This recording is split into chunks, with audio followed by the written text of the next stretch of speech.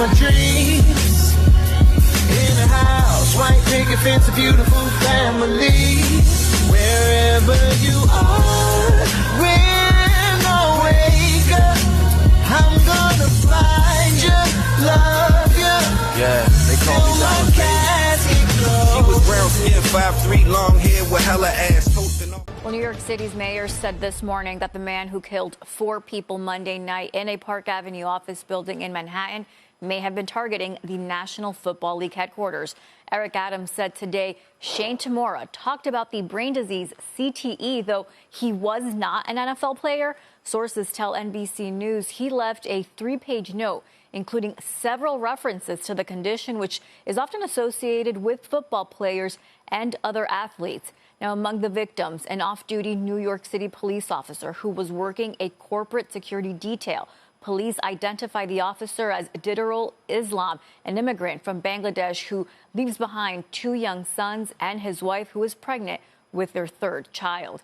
And investment giant Blackstone confirmed today one of its senior executives was also killed. The company said in a statement, Wesley Lepatner embodied the best of Blackstone and shared prayers for her husband, children, and family. According to Blackstone's website, Lepatner was a Yale graduate who joined the company in 2014 from Goldman Sachs. Sarah.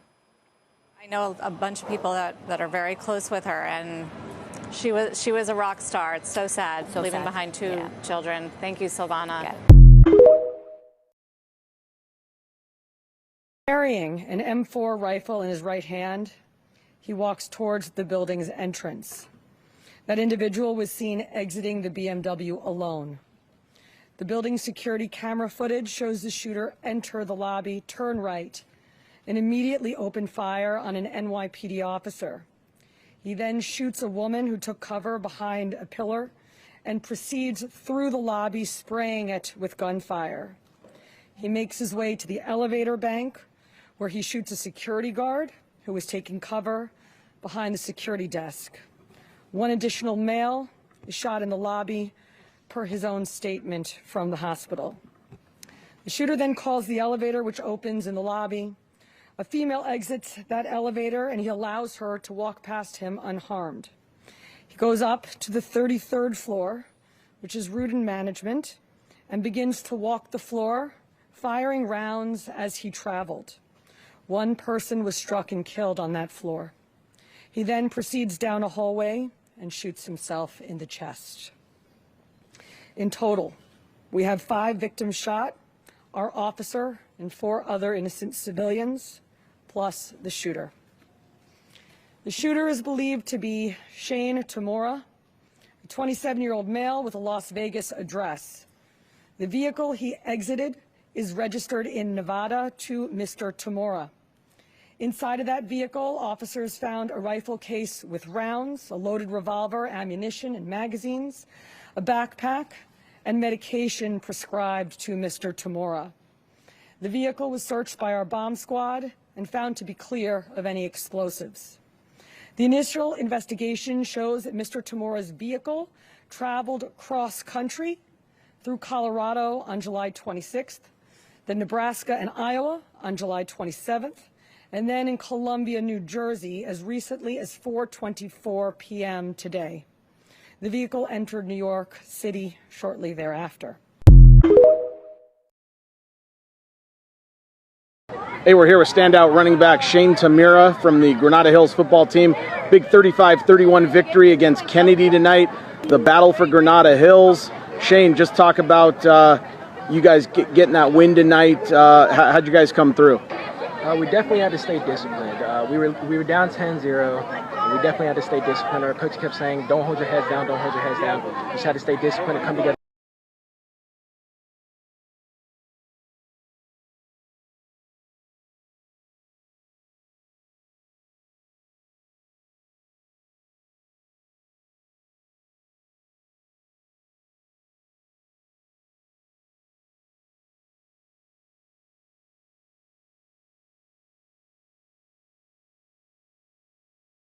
We heard all the commotion going on outside, and then we saw about 50 SWAT team members go inside the building. And describe the commotion. It felt like a war scene.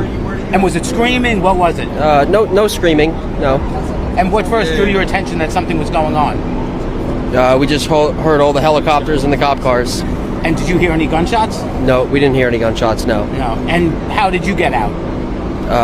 We stood in the building for 45 minutes and then just walked out the front door. And what was it like to experience this? It was scary for a long portion of the time we were inside. And did you know what was going on? Yeah, we knew there was via Twitter and the internet, yeah. And just describe when police were descending on the scene. What was that? Well, describe that scene when you saw all the police descending on the scene and going in. There were about 40 to 50 SWAT team members, and yeah, it was pretty scary because they came on the loudspeaker and said, get away from the windows, so you never know what can happen then. We heard the shots and I looked up and I saw the first wall of the first floor shatter, and I realized, oh my God, this is a shootout. It felt like you were in a war zone almost. And I saw a worker run out, but he was running so frantically I thought he was just trying to get away. By the time he got to us, he said, help, help, I've been shot. And I turned to my left and looked at him and saw he had a wound in his back, and my partner, who was ahead of me, had also looked at him and seen that he had a wound, what looked like an entry wound or exit wound in the front, so it might have gone all the way through. So he helped him down, told him to get his backpack off, and we both just ran and the police took over from there. But it's been literally like the most just scary situation I've ever been in. I've cried at least 3 times since.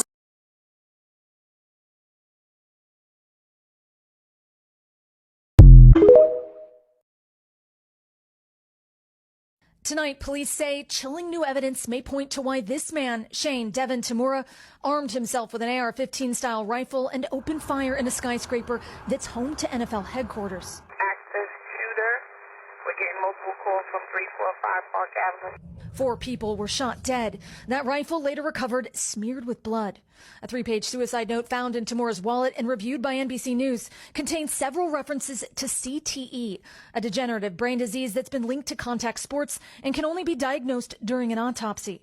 Tamura, who played football in high school, wrote, "CTE study my brain, please. I'm sorry," adding the league knowingly concealed the dangers to our brains to maximize profits. We have reason to believe that he was focused on the NFL agency that was located in the building. Walter Roby coached Tamura's high school football team 10 years ago. His work ethic was strong, willing to do whatever you asked him to do, so he was a coachable type of kid. Did he show any signs of any mental illness? Not to me, not at all. Did he ever express concern about CTE? No, not to me. Police say 27-year-old Tamura had a documented history of mental illness, and they believe part of the assault rifle he used was purchased by an associate. We have located that associate and others, and will be questioning him about that purchase. They say he failed to show up for work Sunday for his overnight security job at Horseshoe Las Vegas Hotel and Casino. Instead, he drove his black BMW across the country. According to police, his license plate was photographed in New Jersey late Monday afternoon. Male is wearing a black suit and a bulletproof vest. Roughly 2 hours later at 6:28 p.m., police say he opened fire in the building's lobby, killing NYPD officer Didarul Islam and Elan Etienne, who were both working as security guards, along with Blackstone executive Wesley LePatner. An NFL employee was also shot but survived.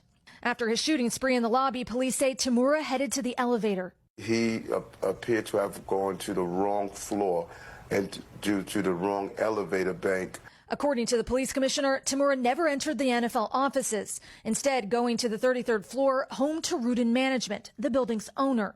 There, he shot and killed a 27-year-old woman, according to police sources, before he turned the gun on himself. This photo shows how Blackstone employees on another floor created a makeshift barrier out of office furniture to protect themselves. This woman telling NBC News she learned an active shooter had entered her place of work via email. Then we started to find a place to hide. That was it. Then we were in there for maybe over an hour and a half waiting, so pretty scary. Outside video shows the harrowing moments police carried a body from the building. We all were just running as quickly as we could. Tonight, New Yorkers paying tribute to the innocent lives lost.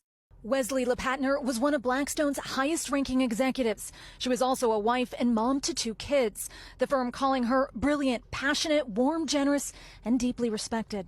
New York police officer Didarul Islam was originally from Bangladesh, remembered today by family as a devout husband and father of 2, with a baby on the way. I miss him. Tonight, his body moved to a local mosque in a solemn procession.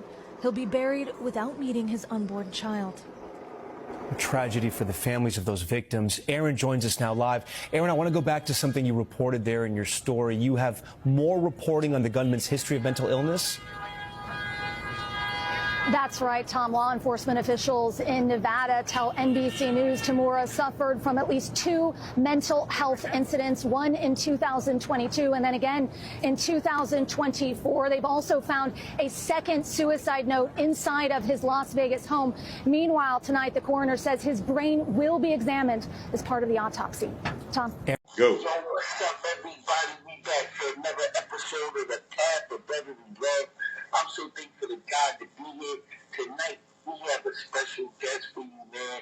Special artist Dre, KB. You know what I mean? Grew up around Michael Vick area from Virginia.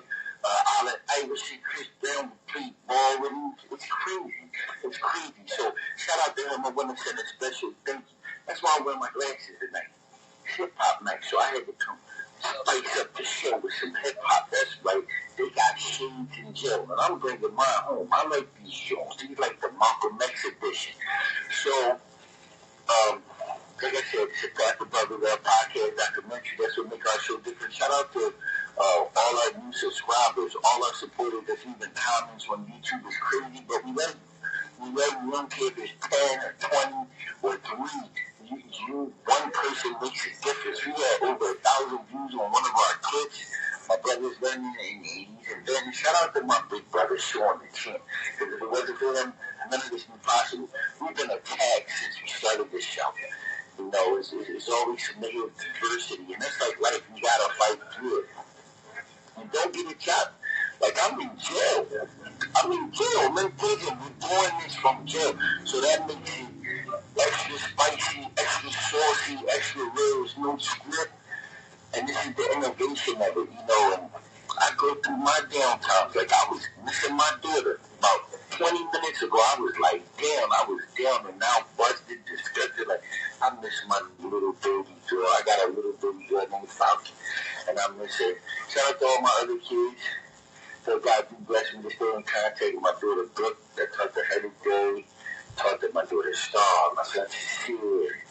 Talked pretty much, you know, shout out to Sincere. He's consistent. Shout out to all my other kids, though. My daughter is actually real busy in school. But anyway, back to what the point is. The point tonight is there's KB. So he's going to have that interview. I'm very thankful. Because I'm in jail, I only have limited access to resources to hear music. But I heard some of his beats through the phone, and I like what he's doing. On a more brotherly love note, there has been another shooting. We're covering another shooting, and dude ran up in the building in New York City, the NFL headquarters, and killed 4 people. It's unfortunate that looked like he was an ex-football, like he played football when he was younger. That's what some of the reports is coming out, and he was upset. I don't know if it's because he didn't get drafted to the NFL or what, but here at the Path of Beverly Love, we always show our empathy toward people that lost their loved ones. So a quick couple seconds to remember the 4 people that lost their lives.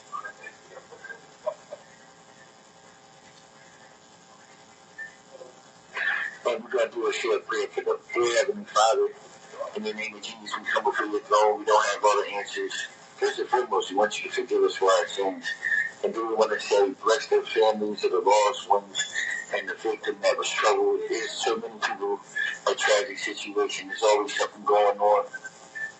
But we do know you for the answers, and we know you don't make no mistakes. Bless all our family, and bless America, President, just all this confusion. Just come back from Jesus improvement. So that's that shout out right there for the victims at this NFL headquarters shooting that just took place in the building. Touch it.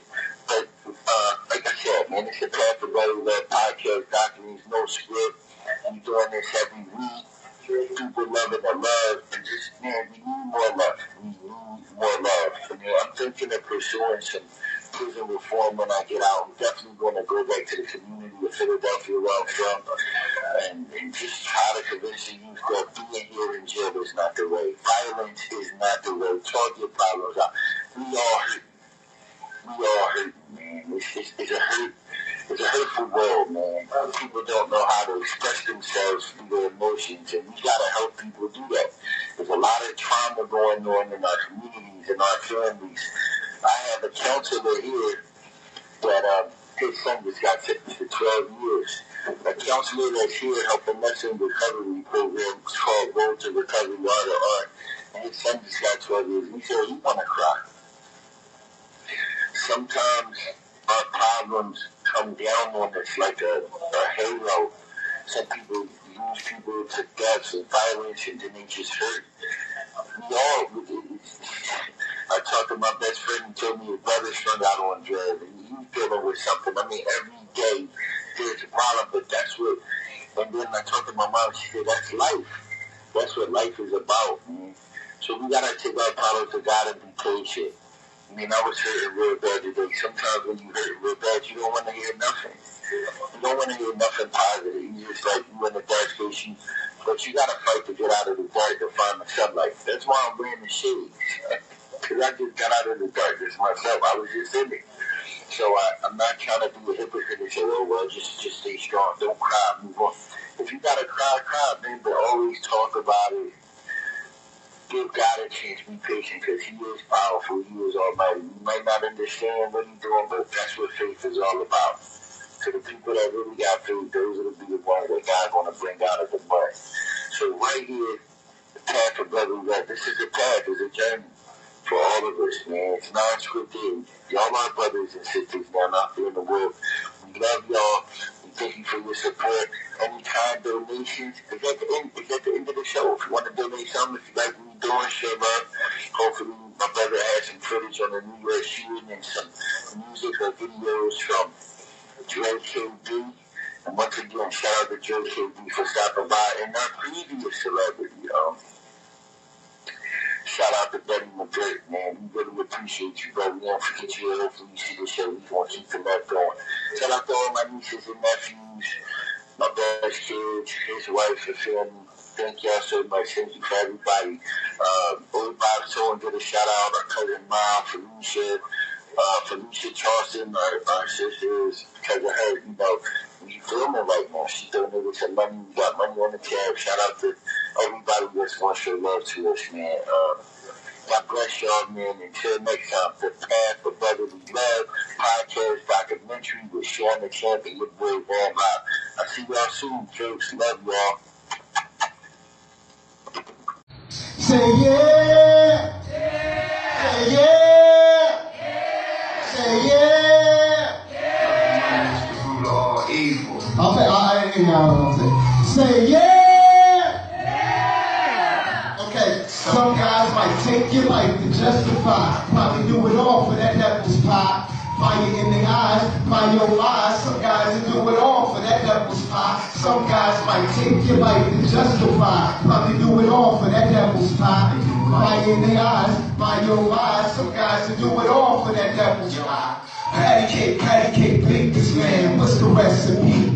Envy, gluttony, such a beast cinnamon. Nina Simone, leave it alone. One plate, you're hooked by the taste. Betty Crocker, Pillsbury Doughboy, oh boy, little Debbie can't do it like this. Oatmeal pie, Swiss roll, and out for this. Yo, the bakery that's putting all the hate in me. Clean it up, the dish, eat it up. Will this be enough? But you still want more. Take your order and get served right at your front door. The non-nutritious but delicious flavor. You can save ya, no one's impervious. Evil lurks in us, save this earth for us. Devil's pies like getting the perfect buzz and lose yourself. You forgot what the purpose. Some guys might take your life to justify. Probably do it all for that devil's pie. Fire in the eyes, my oh my. Some guys will do it all for that devil's pie. Some guys might take your life to justify. Probably do it all for that devil's pie. Fire in the eyes, my oh my. Some guys will do it all for that devil's pie.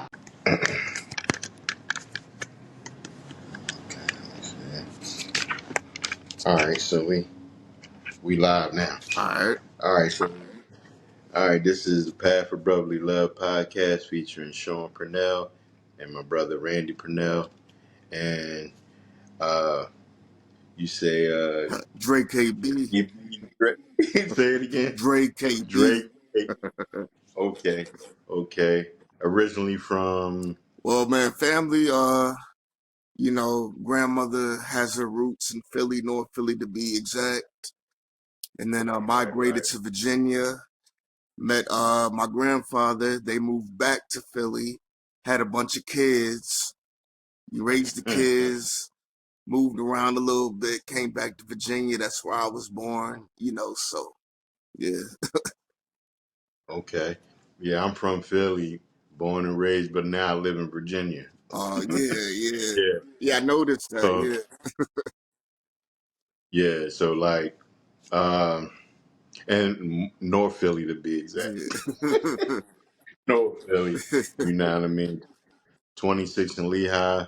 I grew up on 26th Street and on Silver Street, 2610 Silver Street. That's 26 in Lehigh. You walk up a few blocks, you're on Silver Street. So you into gospel rap, right? Yeah, well, just like gospel, or you could say conscious, Okay. So tell me a little bit how you got started in that. I started writing raps when I was 8 years old.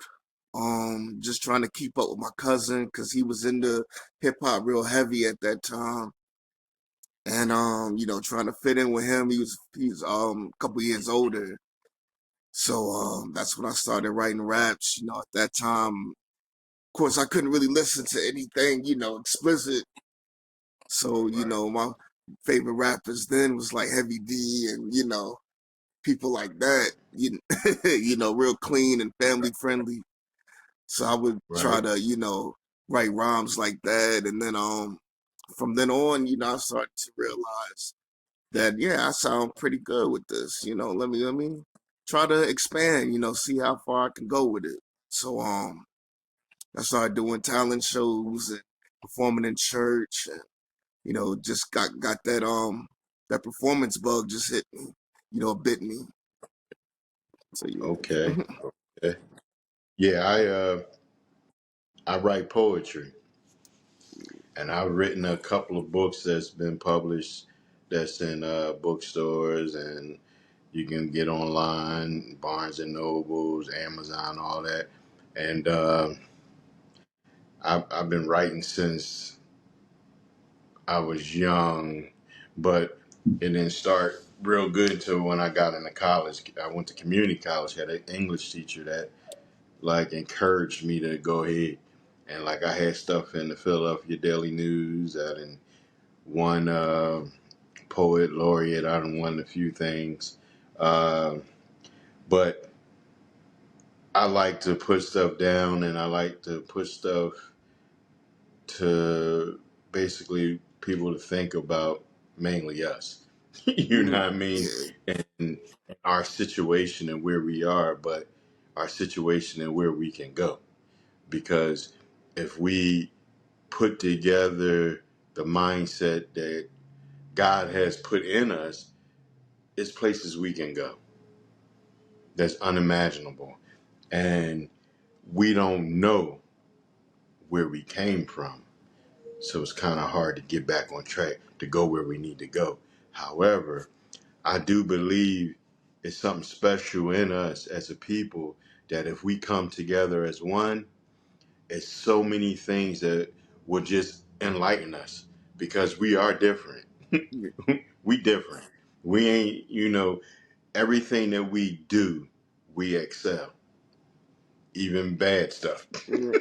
So no matter what we do, we excel.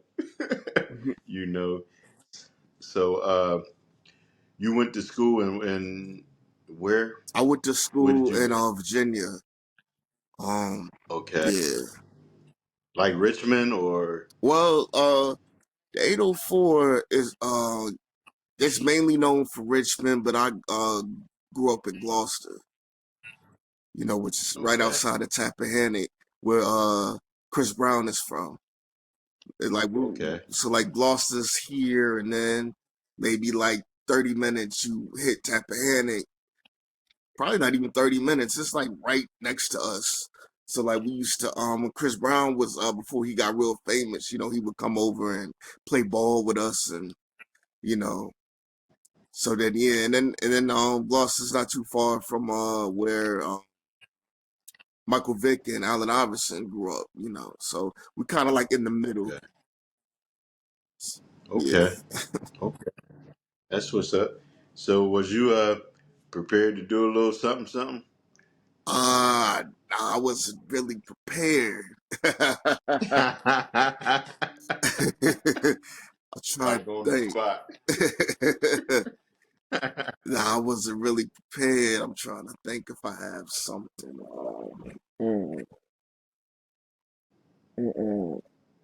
I'm not sure if I have anything right now. Okay. Okay. So what's your conviction? What has God placed in your heart for you to do? It's a great question. Honestly, I believe that I'm supposed to be a light for people, not to say like Jesus, the light, the way, the truth, the light, not like that, but just to be that, to just, how am I saying, like, to give people that beacon of hope, you know what I'm saying? Like there is a light at the end of the tunnel. So, when, what I try to do with my music is, talk a lot about real life, a lot about struggles, I battle with depression, been battling with that for many years. So I talk a lot about that, and just try to encourage people, that it does get better, like the word says, this too shall pass.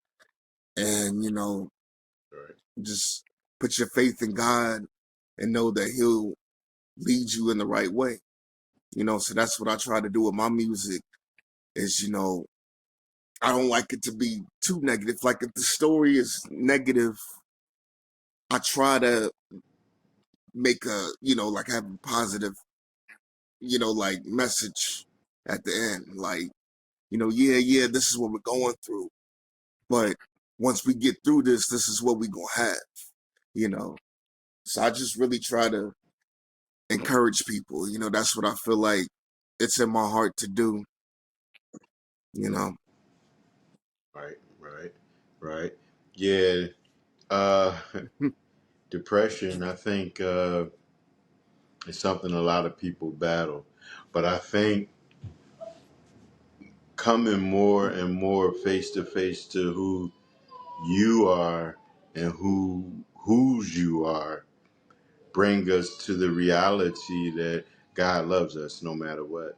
He loves us from the beginning. He loves us before we knew how to love ourselves, and that gives us the opportunity to grow. I believe it gives us the opportunity to know, okay, things ain't where we want them to be, but God's word, he said that he will open that door for us that no man can close. He said if we lean not to our own understanding but acknowledge him, he will direct our path. And he would not have it for us not to have what we need, or want. For he said he can do exceedingly abundantly above all that we ask or think. And I can think. So a lot of people can think. So I think depression comes when the enemy try to confuse us of our reality. You know what I mean? And when you're not sure about where you're going or you're not sure who you are, some things happen, and then when people come to harm you for whatever reason, whether it's friends or family or whatever, being encouraged by God first we can handle certain things a little bit better. But I think our human nature, we have to go through things in order to understand and grow. You know, I think it's kind of hard to grow without going through something. I'm looking at like boxing. You know, I was a professional Yeah. boxer, and I knew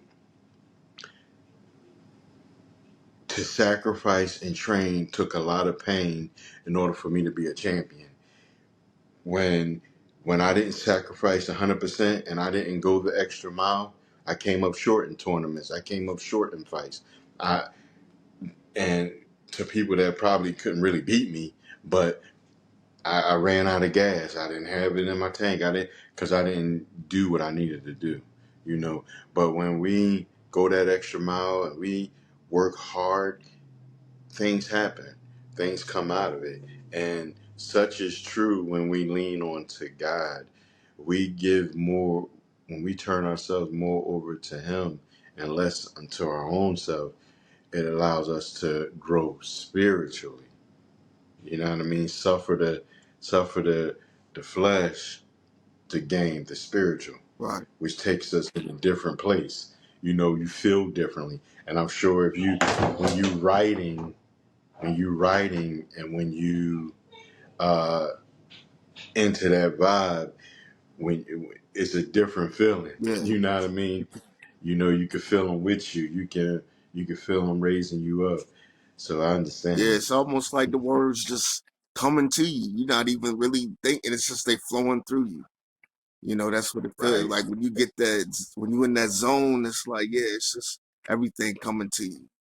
You know, I feel like it's like letting go and letting God. You know, like when I write, I say a prayer, and then I just let the words come to me. I let God use me. So whatever you want me to say to the people, Lord, just use me. You know, and I just go from there.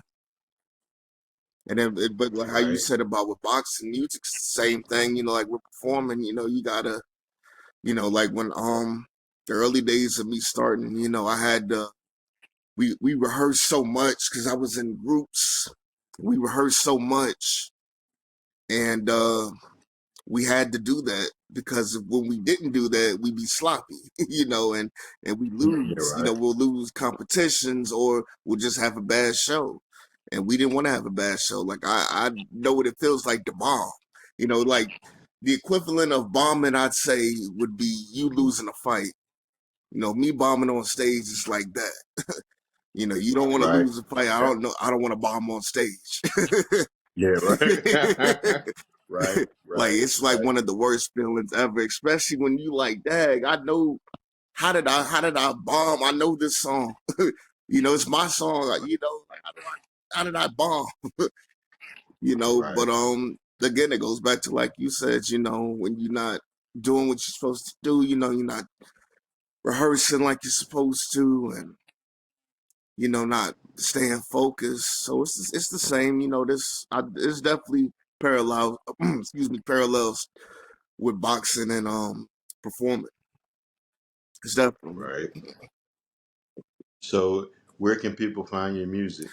My music's available everywhere on streaming. You can go to Spotify, just put in Dre KB, that's Dre, capital K dot, capital B dot, and you'll find me everywhere. If you Google me, it might pop up with another I want to say it's a bodybuilder. So you might want to put in Dre KB music. If you do that, then it's all me. If you just put in Dre KB on Google, then you know it's gonna be me and the bodybuilder. You know, but it's all good though. You So, know, so on Spotify, it's Dre, and then what else? it's Dre capital K dot capital B dot,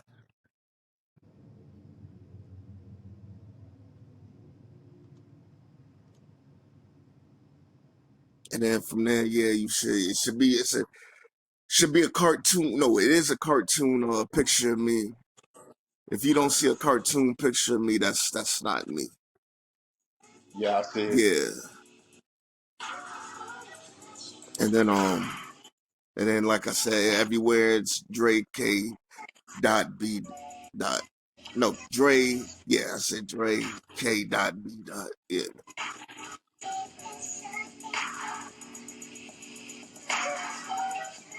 Oh, that's more. That's more. What's it called? More. Couples night type music. But the song like Greatness is the one I sent you. That's you might have to it's the one with the lion. See, I see. What's You Can Never? You Can Never is that's like that's more of a lady song for the ladies. Okay. Devil's Pie. Devil's Pie, you could play that one too. That's a Christian spiritual. Let's see something. Let me see something. They say the love of money is the root of all evil. Well, some guys might take your life to justify. Probably do it all for that devil's pie. Fire in their eyes, my oh my. Some guys will do it all for that devil's pie. Some guys might take your life to justify. Probably do it all for that devil's pie. Fire in their eyes, my oh my. Some guys will do it all for that devil's pie. A piece of the pie, you can't get it too. Okay. So what's your take on that? I like it. Yeah, Where would you at with that? Like I had a concept that I wanted to make a song kind of similar to I don't know if you're familiar with Gil Scott-Heron, you know his music. But he had a song called The Bottle, which was talking about alcoholism, but it had like a dance beat to it. So I had, from there I had the concept of I wanted to talk about how the scripture says the love of money is the root of all evil. So I wanted to make a song based on that and how, people will sell their souls. It's almost like another song like the OJ's For the Love of Money. So it's like that, to make a song with a serious message, but to have like a dance beat to it, something that people can move to. So it took a while because every beat before it was too aggressive, and I was like, nah, it's gotta be something that's tempting, like, because temptation is not something that's like ugly. Temptation to me is something that, it's tempting, you want to do it. I mean, well, you don't want to do it, but it's something that entices you. So I was like, it's got to be a beat that makes people want to move, So then it took a while, and then finally I found some samples, and I was like, yeah, that's it right there. I already had the drums, the Impeach the President drums, but I just needed a sample on top of that. And it's like, and I knew it just had to be a bass line. Had to be some type of bass line. And then when I found that sample, I just put the two together, and then there you go. But I already had the lyrics written.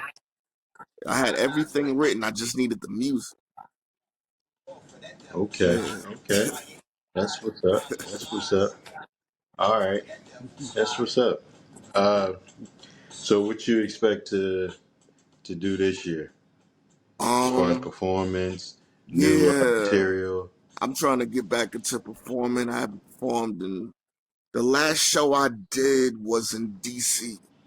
That was like pre-pandemic.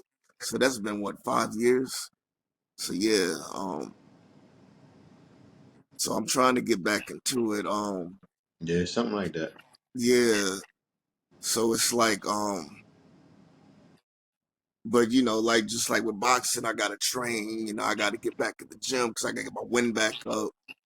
Because like with my performances, like especially with Devil's Pie, like those songs right there, like I get high energy performances. Like I don't just stand on, I don't just stand in one spot with the mic. Like I'm jumping around and and you know, going in the crowd and all of that. Like, you know, I tried to put on a show Okay. like the, you know, performers I grew up watching. You know, like one of my favorite shows was Showtime at the Apollo. And I used to see the rappers go on there and they be jumping around and the crowd's all hype, and you know, so I'm like, I gotta do that. Or even like with gospel, you know, Kurt Franklin and all of that, like how they jumping around and you know, so I gotta put on a show.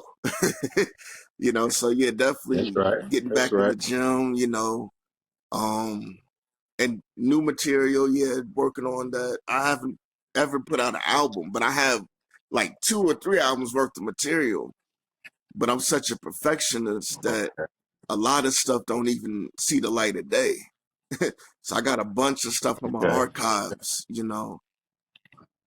Some of it, you know, Okay. some of it I listened to actually the other night, and I was like, this is all right. I need to touch it up a little bit. This one, nah, I'm gonna keep that for myself. This, you know, so. But I got a bunch of material, but I'm probably I want to put together a concept album though. You know, because I always like those, Okay. like Marvin Gaye's "What's Going On." I like concept albums. I always like the idea of that. So I kind of want to put Okay. together one of those. Yeah. Okay. Sounds good. Sounds good. Okay. Yeah, that's what I was I threw at you. Maybe we could do a track or two. Yeah, You that's right. know, Yeah, I'm down for I that. uh Yeah. I got a track with Ines, and I was working on a track with Freeway too. You know, and a couple of artists. I'm gonna Oh, put the on this freeway, next freeway. one that I'm trying to finish. The freeway, Yeah, freeway. Oh, you know, okay, yeah, so yeah. Freeway. You know, uh, but that one, the first one was with Ines. It's called Philly Pride. So that was the first one, and then I'm gonna finish it out with some different artists and just the perspective of Philly. It's like really Philly, like hard, Yeah. you know. But that's what's up. Okay, so yeah, we gonna get together. You know what I mean? And my brother, his name is Rain Live. He gonna come on the show a little later, and I'm gonna just merge everything together once I tell him about you, and so he'll be able to say some things, and then I'm gonna merge it for it to be one video Okay, when I yeah. put it out. That's what's up, You know what I man. mean? Yeah, this was fun, man. Yeah, I'm glad we could do this. yeah, Hopefully yes, we do this yeah. But hopefully we do this again. yeah, Yeah. yeah, because I want you to have a live John. Yeah, I want you to have a live performance yeah, to show everybody. You know what I mean? my cousin Jamal, Rattlesnake. You said y'all started together, right? Well, I would start it before him, but Okay. I watched him come up. I watched him come up. You know what I Okay, mean? From yeah. the very beginning. Cause I had I told watched him from the very him, beginning. cause I told him that I was talking to you, and he was like, "Well, how do you know him?" I was like, "We just met online." Yeah, But yeah, I watched him grow up, man. It's crazy. I watched him grow up and much success. yeah. Yeah, I was proud of him a lot of times. He his trainer and my trainer been around for a while, a while. And like my trainer, out of the 12 weight classes, we had 106, 112, 119, 147, 154, and 165. We had my trainer alone had about 8 of the 12 champions, Mm. like state champions, local champions, regional champions. He had most of them himself. So a lot of the trainers were jealous of him. But he was a good trainer. Whoever he worked with, they were good. You know what I mean? And Butch, he trained Jamal, and he worked with Mighty a little bit too in the pros, And as an amateur, he had him, and then he had a couple other fighters that worked with Jamal that were kind of good, you know. But Jamal, I think, was probably Jamal and Danny Davis was probably his trainer's best two guys. And Danny Davis, he, you know, I don't know if you heard of him, but he had been working in Jake Paul's corner. He was working with Bernard Hopkins a little bit with the training aspect. But Danny was good. He won National Golden Gloves. Danny was pretty slick. I'm glad that he ended up training and still doing good. But our gym, Hollow, in Germantown and Philly, like I said on the podcast with Buddy McGirt, in the late 80s and early 90s, you came through there. You wanted to make it, you know what I mean? It came through there. You know, we had all the champs. You know what I mean? We had all the champs right there, you know. But, yeah, Jamal, that was my buddy. You know what I mean? We were talking about doing something together with gyms and training fighters. You know, I think he got caught up with his work. But I remember him as a SEPTA cop. I remember him as a regular cop. I mean, he did. Yeah, that was my buddy. You know, I remember reach back out to him. But yeah, so we stay in touch. We stay in communication. You just let me know when you're ready for a live, June. Then we'll come on again, and maybe I have somebody else on there with me too. Because on this podcast, I could have like different people, like maybe 5 or 6 people at one time. You know what I mean? All in different places, but we all could be on the same screen. Right. You know, talking. What's up? So, man, God bless you. Much love. And let's make it again. Yes, sir. Appreciate it. All right. One. You got it. One.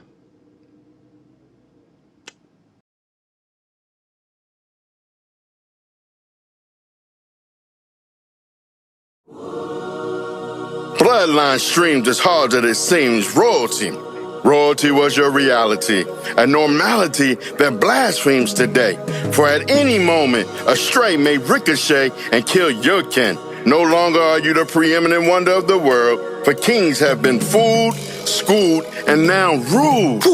We all live different lives, we all got different goals. Life is all about choices, gotta pick and roll. Can't go forever tricking hoes off of flipping those.